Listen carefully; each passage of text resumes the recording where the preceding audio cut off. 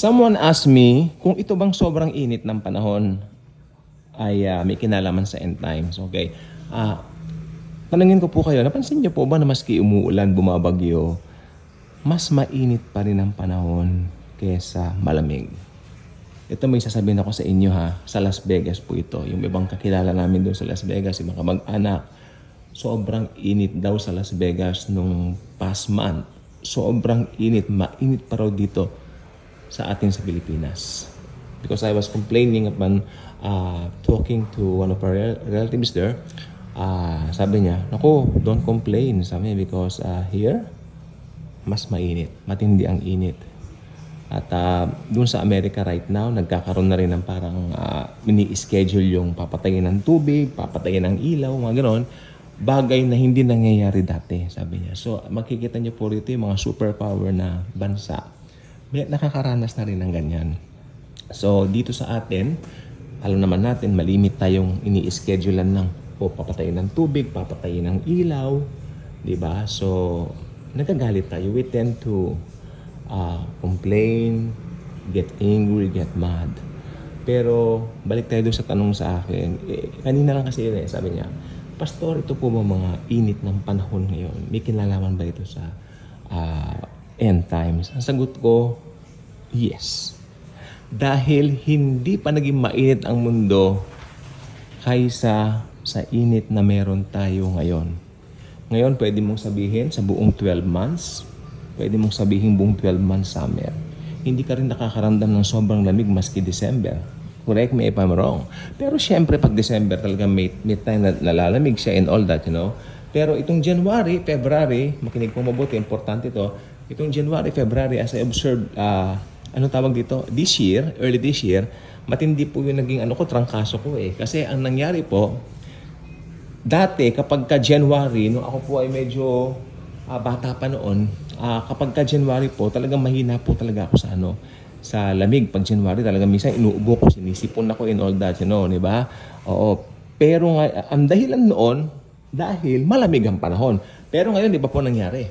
Ganito po kasi, may part na ang lamig-lamig sa umaga, tapos iinit at mas iinit pa sa hapon, tapos lalamig uli ng gabi. Ganun ang January natin ngayon, di ba? Pero malamig po yung gabi. Alam niyo kung bakit malamig ang gabi? Kasi walang nakasikat na araw. Sobrang init na po ng araw. Kaya nung nagkasakit ako nung January, ang dahilan noon, pinaghalong lamig at init. Hindi ko na pwedeng sabihin na, ay kasi malamig lang. Hindi.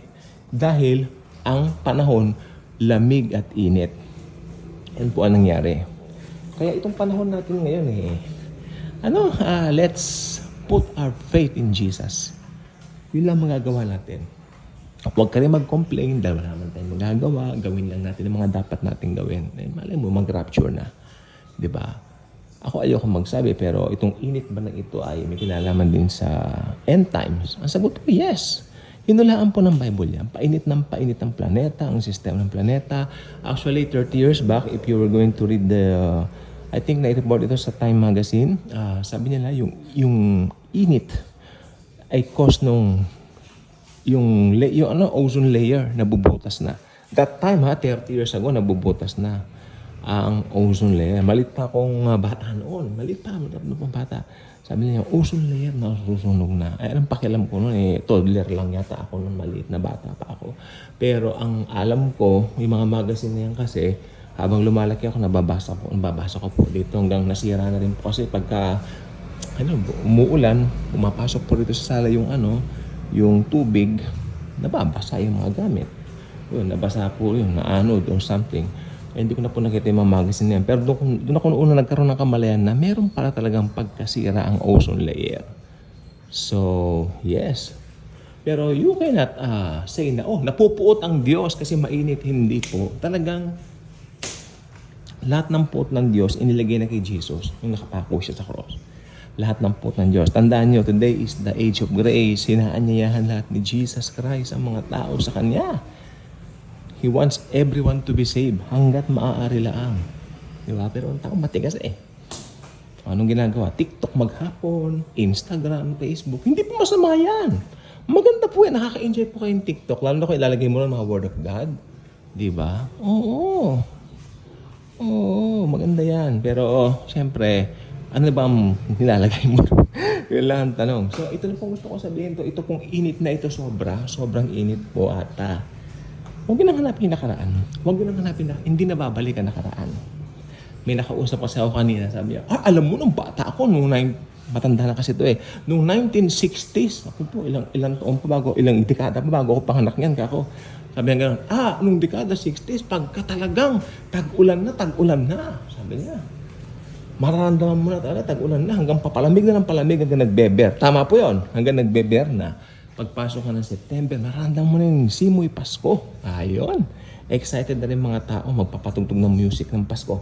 O ngayon, pwede mo pa rin kayo magpatugtog ng music ng Pasko, pero hindi na rin masyadong feel dahil mainit na.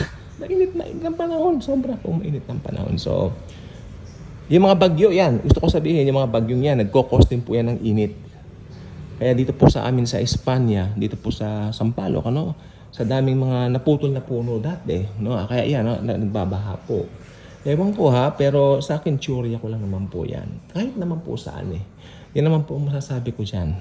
Okay, pero kung hindi naman din puputulin daw yung puno, baka mag-cause din naman ng mas malala kung pinsala, baka magbagsakan, kaya pinutol na lang. May point din naman po. Pero ang nakikita ko talagang end times lang talaga. Wala tayong, sana bumalik yung ganito. Ay, wala na, hindi na babalik yan. Huwag ka nang ganyan. Huwag nang ganyan. Hindi na babalik ang nakaraan. Okay? Tandaan niyo yan, huwag kayo nabubuhay sa nakaraan. Hindi magandang ugali yan. Oo, it's not good. Live by the present. Tandaan niyo, Jesus Christ is the God of now. Siguro yung iba sana ganun ulit. Kasi maganda raw ang panahon noon, mapresko, madali ang pera. Kaya, let's say that. Pero itong panahon naman natin ngayon, may maganda rin naman ngayon. Ngayon, digital age tayo, mas maganda. Di ba? Mas nakakagawa tayo ng mga vlogs tungkol kay Jesus. Gamitin natin yung mga modern technology na ito para ipahayag ang kingdom ni Jesus.